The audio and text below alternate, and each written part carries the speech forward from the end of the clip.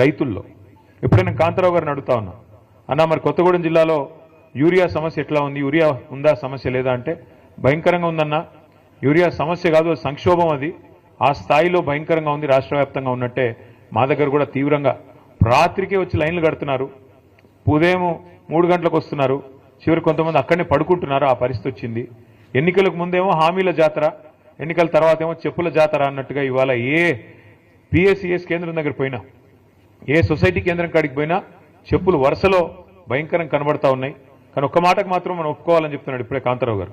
ఏంది అదంటే అన్నాడు, రేవంత్ రెడ్డి గారు నిజాయితీగా ముందే చెప్పాడన్నా, ఆనాటి రోజులు తిరిగి తెస్తానన్నాడు, నిజంగానే తెచ్చాడు. ఆనాడు కాంగ్రెస్ పాలనలో ఏ రోజులైతే ఉండేదో ఆ రోజులు మళ్ళీ తెచ్చాడు.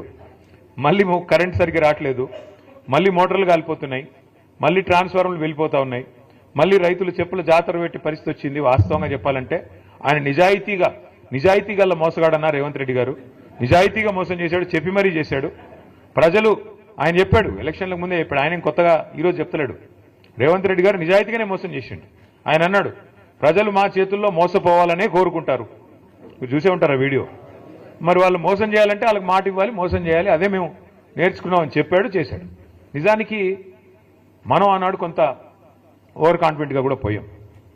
కేసీఆర్ గారు ఆయన ప్రభుత్వం చేసిన పని 10 ఏళ్ల పాటు బహుశా భారతదేశంలో 78 సంవత్సరాల్లో ఎక్కడా కూడా ఏ ప్రభుత్వం కూడా అంత తీవ్ర స్థాయిలో 10 ఏళ్లలో ఇంత అద్భుతమైన ఫలితాలు సాధించలేదు. మీకు 2 చెప్తాను నేను. ఒకటి, మన రాష్ట్రం రాకముందు గోదావరిలో, కృష్ణలో మన నీటికి సంబంధించి పెద్ద ఎత్తున పోరాటాలు జరిగినా ఎన్నడూ ప్రాజెక్టుల నిర్మాణం జరగలేదు. మన బీళ్ళకి గోదావరి నీళ్ళు రాలేదు, కృష్ణా నీళ్ళు రాలేదు. అదే కేసీఆర్ ప్రభుత్వం వచ్చిన తర్వాత ఏం జరిగిందో నాకంటే బాగా మీకే తెలుసు. 2014కి పూర్వం తెలంగాణ రాష్ట్రం, తెలంగాణ ప్రాంతం, ఆనాడు రాష్ట్రంగా లేదు కాబట్టి ప్రాంతం, భారతదేశంలో మన ర్యాంకు 2014లో 14వ ర్యాంకు. ఏది? వ్యవసాయ ఉత్పత్తుల్లో, వ్యవసాయ దిగుబడుల్లో, వ్యవసాయ ఉత్పత్తుల్లో, ముఖ్యంగా మన కాడ పండే వరిలో ఆనాడు మన ర్యాంకు 14. భారతదేశంలో 28 రాష్ట్రాలుంటే మనం సగంలో ఎక్కడో ఉన్నాం. అదే కేసీఆర్ గారి నాయకత్వంలో ఒకవైపు గోదావరిలో, మరొక వైపు కృష్ణానదిలో ప్రతి నీటి బొట్టును ఒడిసిపట్టి మీ ఖమ్మం జిల్లాలో సీతారాం అయితేనేమి, అట్లాగే మొత్తం ఉత్తర తెలంగాణలో గోదావరి నది మీద కాళేశ్వరం ప్రాజెక్ట్ అయితేనేమి, దక్షిణ తెలంగాణలో మరి పాలమూరు రంగారెడ్డి ఎత్తిపోతల పథకం అయితేనేమి, ఇట్లా ఒక్కొక్క నీటి బొట్టును ఒడిసిపట్టి మరి ఎట్లా మన వీళ్లకు మళ్లించాలని ఒక తపనతో చేసిన పని వల్ల మనం 14వ స్థానం నుంచి నంబర్ 1 స్థానానికి 2022వ సంవత్సరంలో చేరుకున్నాం. ఇది సామాన్యమైన ఫీట్ కాదు, ఏదో డైలాగులతోనో ఊగదంపుడు ఉపన్యాసాలతోనో అయిపోయే పని కాదు. మీకు అర్థం కావడానికి చెప్తా ఉన్నా. తెలంగాణలో జరిగిన ఎఫర్ట్ ఏంటి అంటే కేసీఆర్ నాయకత్వంలో తెలంగాణ భూభాగం కనుక మీరు ఒకసారి అధ్యయనం చేస్తే ఎట్లా ఉంటుందంటే, ఎందుకంటే మీరంతా ఆలోచన పరులు, 10 మందికి చెప్పగలిగిన శక్తి ఉన్న వాళ్ళు, ముఖ్యంగా కార్మిక సంఘాల్లో విస్తృతంగా పనిచేసేవాళ్ళు కాబట్టి మీకు ధారణా శక్తి కూడా ఎక్కువ ఉంటుంది. అందుకే నేను చెప్పే ప్రయత్నం చేస్తా ఉన్నాను. తెలంగాణ భూభాగం ఎట్లా ఉంటుంది అంటే మనకు సామాన్యుడి భాషలో అర్థం కావాలి అంటే ఇట్లా ఒక గుడిసె తరహాలో ఉంటుంది తెలంగాణ భూభాగం. ఒక గుడిసెలాగా ఈ షేప్లో ఉంటుంది. ఒక వరుస నుంచి గోదావరి, ఒక వరుస నుంచి కృష్ణ రెండు పారుతూ ఉంటాయి. గోదావరి మనకు సముద్ర మట్టానికి దాదాపు ఒక దగ్గర 80, ఒక దగ్గర 90, ఒక దగ్గర 100, ఒక దగ్గర 120 ఆ స్థాయిలో ఆ మీటర్లలో ప్రవహిస్తుంది. ఇంకోవైపు కృష్ణ కూడా 110, 120, 130, 140 ఆ స్థాయిలో ప్రవహిస్తుంది. ఇప్పుడు మనం ఎక్కడైతే కూర్చోన్నామో గజ్వేల్, ఇది దాదాపు 600 మీటర్ల పైన ఉంటుంది. ఈ ప్లేస్ 600 మీటర్లు. పక్కనే మీరు వచ్చినప్పుడు కొండపోచమ్మ సాగర్ అని రిజర్వాయర్ చూసింటారు. అది 618 మీటర్ల మీద ఉంటుంది ఆ రిజర్వాయర్. అట్లాగే హైదరాబాద్ మహానగరం 535 మీటర్ల మీద ఉంటుంది. కిందికి పోతే మిడ్ మానేర్ అనేది 350 మీటర్ల మీద ఉంటుంది.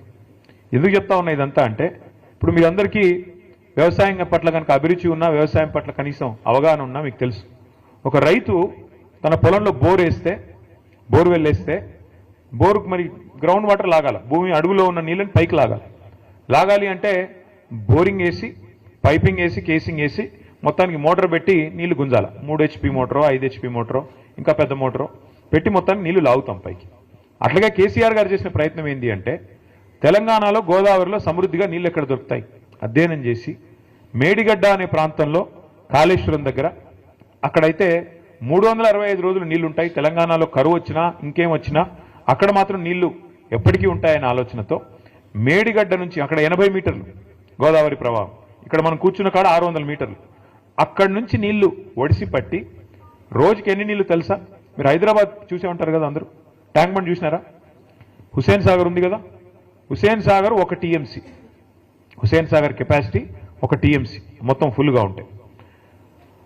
ఈరోజు కేసీఆర్ గారు చేసిన కాళేశ్వరం ప్రాజెక్టు వల్ల జరిగింది ఏమంటే, మేడిగడ్డ దగ్గర 80 మీటర్ల స్థాయి నుంచి 618 మీటర్లు ఉన్న కొండపోచమ్మ కాడికి రోజుకు 2 హుసేన్ సాగర్లు, ఒకటి కాదు 2 టీఎంసీల నీళ్ళని తీసుకొచ్చే అద్భుతమైన ప్రాజెక్టు కాళేశ్వరం ప్రాజెక్టు. ఒక రైతు బావిలో మన పొలంలో బోర్వెల్ వేస్తే ఎట్లయితే నీళ్లు పైకి లాగుతామో మోటార్ పెట్టి, అట్లాగే మరి రోజుకు 2 హుసేన్ సాగర్లో బట్టి నీళ్లు పైకి తోడాలంటే ఒక బకెటేసి లాగలేం కదా. పెద్ద బాహుబలి మోటార్లు పెట్టి 140 మెగావాట్ల మోటార్ ఒక్కొక్కటి, అట్లాంటి 21